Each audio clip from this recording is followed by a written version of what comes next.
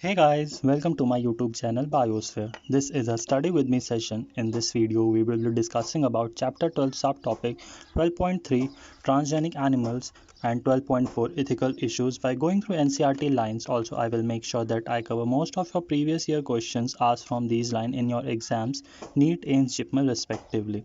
If you like my this small effort to help you out in biology subject, then you can surely subscribe to my channel to get such awesome content. Before going further, there is a small analysis that I want to talk about.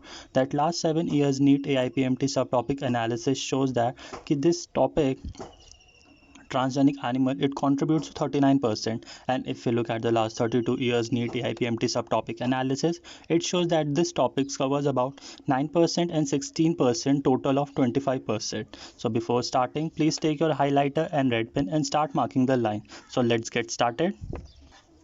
So 12.3 transgenic animals आपके वो animals होते हैं जिनका आपने DNA manipulate किया होता है by the insertion of foreign gene और gene of interest and it expresses that extra gene. Such those animals are known as transgenic animals. तो ये transgenic animals की definition है. इसके examples आपके transgenic animals के examples mention है यहाँ पे rats, rabbit, pig, sheep, cow, fish.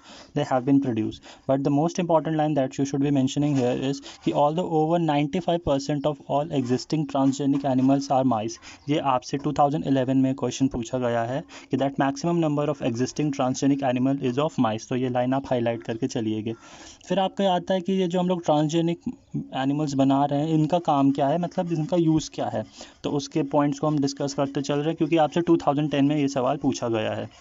तो पहला इसमें पॉइंट आपका है कि to study about normal physiology and the development. तो यहाँ पर इन्होंने एक एग्जांपल के थ्रू इसको मेंशन किया है कि that study of complex factor which are involve in growth such as insulin like growth factors. तो उसके लिए हम लोग इसको यूज़ करते हैं. फिर सेकंड है स्टडी ऑफ डिजीज़. ये टॉपिक इंपॉर्टेंट है क्योंकि यहाँ से आपसे 2010 में क्वेश्चन पूछा गया है.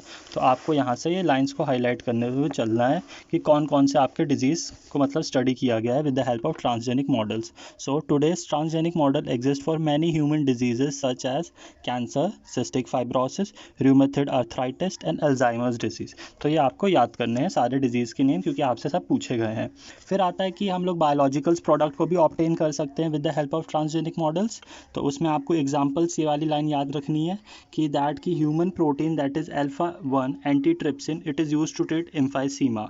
तो ये आपको लाइन हाईलाइट करते हुए चलना है. Similar attempts are being made for the treatment of phenylketonuria, in short PKU and cystic fibrosis. फिर आपकी एक मोस्ट इंपॉर्टेंट लाइन आती है जो कि आपसे 2010 एंड 2011 में यहाँ से पूछा गया है कि that in 1997 the first transgenic cow named Rosie it produce human protein enriched milk 2.4 grams per liter. 2.4 grams per liter and the milk contained the human alpha lactalbumin. And the milk contained human alpha lactalbumin and it was nutritionally a more balanced product for human babies than natural cow milk. तो ये आपको पूरी line highlight करते हुए चलना है. आपको रोज़ी का नेम याद रखना है. यू ऑल्सो अब ये भी याद रखोगे कि ये ट्रांसजेनिक काव है. इसका जो प्रोटीन इनरिच्ड मिल्क है उसमें मतलब ये 2.4 grams per liter होता है और इन कंटेन्स ह्यूमन अल्फा लैक्टल्ब्यूमिन. तो आपको ये बातें रोज़ी के बारे में याद रखना है. फिर फोर्थ आपका जो पॉइंट है that is about vaccine safety जो कि आपसे 2010 में फिर से पूछा गया था. इट इज़ कि transgenic mice they are use for testing the safety of vaccine. आप ये याद रखेंगे और आपको ये लाइन बहुत अच्छे से हाईलाइट करते हुए चलना है कि that transgenic mice are being use to test the safety of polio vaccine. Polio vaccine के लिए हम ट्रांसजेनिक माइस का यूज़ करते हैं. अगर वो वैक्सीन आपकी सक्सेसफुल है and they are found to be reliable then हम ट्रांसजेनिक माइस को रिप्लेस कर देते हैं by the monkeys to test the safety of batches of that vaccine. तो आप उस चीज़ को हाईलाइट करते हुए चलिएगा. फिर आपका लास्ट पॉइंट जो यहाँ पर मेंशन है that is about chemical safety testing which is also known as toxicity और द सेफ्टी टेस्टिंग. तो आपको ये याद करना है कि it is use for basically use for testing toxicity of drugs. तो आपको इतना हाईलाइट करने चलता है. फिर आपका 12.4 है that is about ethical issues. तो आपको एथिकल इश्यूज़ में आपको ये याद रखना है कि that what is GA GEAC stands for genetic engineering approval committee, और ये आपसे 2015 और 2018 में इसके बारे में पूछा गया है। तो इसके बारे में आपको ये लाइन पूरी हाईलाइट करनी है कि that therefore the Indian government has set up organisation such as genetic engineering approval committee which make decisions regarding the validity of genetically modified research and the safety of introducing the GM organism for public services। Public services की safety और GM research के लिए आपकी Indian government ने एक organisation set की है जिसका नाम है GEAC, which stands for genetic engineering approval committee. अगर कोई भी अपना कोई जेनेटिकली मॉडिफाइड कोई भी ऑर्गेनिज्म या कुछ भी रिसर्च करता है तो उसको सबसे पहले यहाँ से अप्रूवल लेना होगा कि दैट उसकी रिसर्च वैलिड है और वो सेफ्टी, उसके जितने भी नॉर्म सेफ्टी नॉर्म्स हैं उस सबको वो पूरा स्टडी करेंगे और दैट शुड बी, जो कि पब्लिकली आपका यूज़फुल होगा। तो उसके बारे में आपको ये याद रखना है। फिर आपको यहाँ पे देखते चलना है कि हमारे जो इंडिया में जो राइस की वैरायटीज़ है that is about 2 lakh. India में आपके 2 लाख वैरायटीज़ ऑफ राइस पाई जाती है, और जो ये डाइवर्सिटी ऑफ राइस है in India, it is one of the richest in the world. Basmati rice is known for its unique aroma and flavour, and we have 27 documented varieties of basmati which are grown in India. फिर आपको ये line बहुत important है क्योंकि आपसे 2018 में इस case के बारे में पूछा गया था कि that in 1997 an American company got patent rights on basmati rice through the US patent and the trademark office.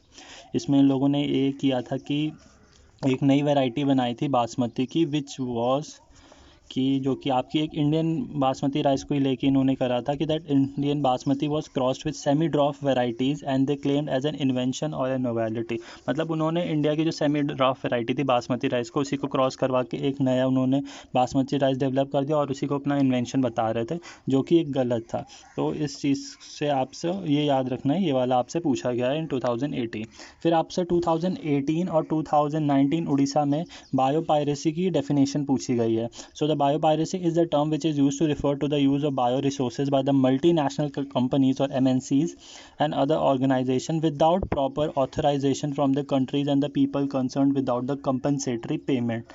तो आपकी कुछ बहुत बड़ी जैसे कंपनीज हो गए, कुछ ऑर्गेनाइजेशन हो गए, वो बिना प्रॉपर ऑथराइजेशन के, मतलब बिना प्रॉपर वर्क के और लोगों के कंसर्न के बगैर अगर उनके बायो रिसोर्सेज को वो लोग यूज़ कर रहे हैं तो वो सरासर गलत होता है। तो इसी के लिए हम लोग बायोपायरेसी टर्म यूज़ करते हैं अगर कोई भी ऐसी कंपनीज अगर इस तरीके से आपके बायो रिसोर्सेज को यूज़ करते हैं।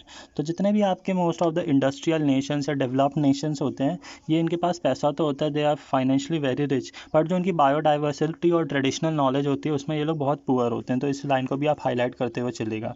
तो ये जो आपके जो केसेस 1997 में अमेरिकन कंपनी ने किया था फिर बायोपायरेसी को लेके, तो आपकी जो इंडियन पार्लियामेंट है, जो इंडियन गवर्नमेंट है, तो उसने इसके लिए एक्शंस लिए हैं कि that Indian parliament has recently clear the second amendment of the Indian patent bill that takes such issues into consideration, includes patent terms, emergency provisions and research and development initiative. तो ये आप इसको देख सकते हो अलाइन को। फिर आपको अपनी एक्सरसाइज सॉल्व करते हुए चलनी है कि that NCERT's exercise are always important, क्योंकि यहाँ से भी क्वेश्चन कभी वो लोग फ्रेम कर सकते हैं। आपका जो इसमें पहला क्वेश्चन दिया है that the crystal of BT toxin produce by some bacteria it do not kill the bacteria themselves because जो टॉक्सिन होता है इनएक्टिव फॉर्म में होता है, क्योंकि जब तक उसको अल्कलाइन pH नहीं मिलता है तब तक वो एक्टिव फॉर्म में कन्वर्ट नहीं होगा। तो इसको आप देखते हुए चल सकते हो। बाकी क्वेश्चन को भी आप देख सकते हो क्योंकि वो थ्योरेटिकल बेस्ड क्वेश्चन हैं, तो आप इसको अपनी NCERT एक्सरसाइज को भी सॉल्व कर लीजिएगा। अगर आपको मेरा ये स्मॉल एफर्ट अच्छा लग रहा है तो then you can surely like, comment and share on my video, and you can also subscribe to my YouTube channel if you are new to my channel to get such awesome content, and also press the bell icon to get all the notifications about that, and any suggestion about the videos are always welcome on my YouTube channel. Thanks for watching.